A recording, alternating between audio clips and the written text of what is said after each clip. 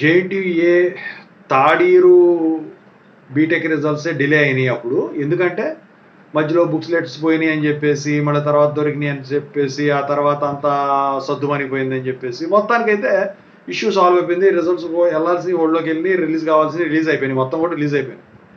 ఆ issue solve అయిపోయింది. ఇక ఇప్పుడు జేఎన్టీయూఏ 1112 బీటెక్ రిజల్ట్స్, ఇక మొన్న కంప్లీట్ అయినటువంటి 2122 బీఫార్మసీ రిజల్ట్స్, ఇవి ఏంటి ఎప్పుడు వస్తాయని చెప్పేసి అడుగుతుంది. సార్ 2122 బీఫార్మసీ అంటే మొన్న అయిపోయినాయి, సో అనంతపురి 1112 రాలేదు ఏంటి అని చెప్పేసి చాలామంది గోల్ చేస్తూ ఉన్నారు. యాక్చువల్గా నిన్నే రిలీజ్ కావాల్సింది, అసలు ఈ వీక్లో రావాలి. ఇక మరి ఎప్పుడు రిలీజ్ అయ్యేదానికి ఛాన్స్ ఉంది ఈ 1112, ఈ 2122 బీఫార్మసీ పరిస్థితి ఏంటి? సో వీటి గురించి అయితే స్టూడెంట్స్ అడుగుతూ ఉన్నారు. అయితే వీటి గురించి చెప్తాను. ముందుగా అయితే మీకు ఆ డౌట్స్ ఉంటే కాల్ మీ 4 యాప్ ఐడీస్ వచ్చేసరికి డిస్క్రిప్షన్లో టెలిగ్రామ్, వాట్సాప్, ఇన్స్టాగ్రామ్లో షేర్ చేసి నా గ్రూప్స్లో జాయిన్ అయ్యి కాల్ చేయండి. సో ప్రతి ఒక్కరు టెలిగ్రామ్లో జాయిన్ అవ్వండి. ఆర్సీఆర్బీ రిజల్ట్స్ ఇంకా అప్డేట్స్ ఇందులో పెట్టమని అందులో చాలా పెడుతున్నాను మీకు Telugu engineering education Telegram channel. So ఇంతవరకు ఛానల్ సబ్స్క్రైబ్ చేసుకోండి. సబ్స్క్రైబ్ చేసుకొని ఈ వీడియోని లైక్ చేసి షేర్ చేయండి మీ ఫ్రెండ్స్ అందరూ కూడా. ఓకేనా? ఈ సాఫ్ట్వేర్ కోర్స్ వర్క్స్ అవ్వడం ఛానల్ కూడా సబ్స్క్రైబ్ చేసుకోండి. ఇక 1112 బీటెక్లో పేపర్ వాల్యూషన్ గురించి ఆల్రెడీ నేను పెట్టేశాను. R23, R20, R19, R50 regulation వాళ్ళు ఉన్నారు. అలాగే 2122 బీఫార్మసీలో R23, R19, R50 రెగ్యులేషన్ వాళ్ళు ఉన్నారు. So B Pharmacy 2122 paper valuation start అయింది. 1112 బీటెక్ పేపర్ వాల్యూషన్ కంప్లీట్ అయిపోయింది.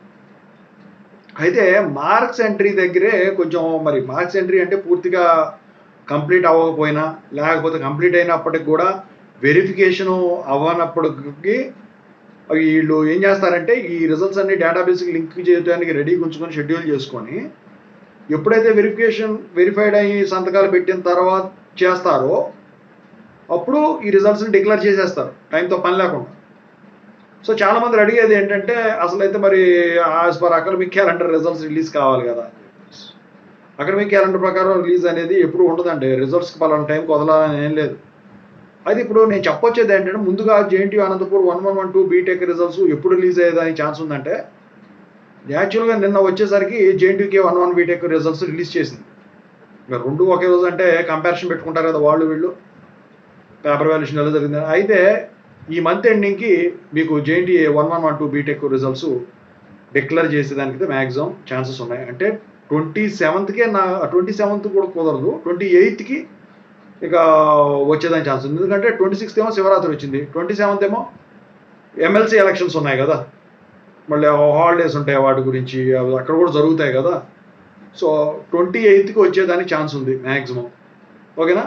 సో పేపర్ వాల్యూషన్ గురించి అయితే మీరు భయపడే పనిలా, అది ఓకే. ఇక 2122 బీఫార్మసీ గురించి మాట్లాడుకుంటే మార్చ్ అవుతుందండి రిజల్ట్స్.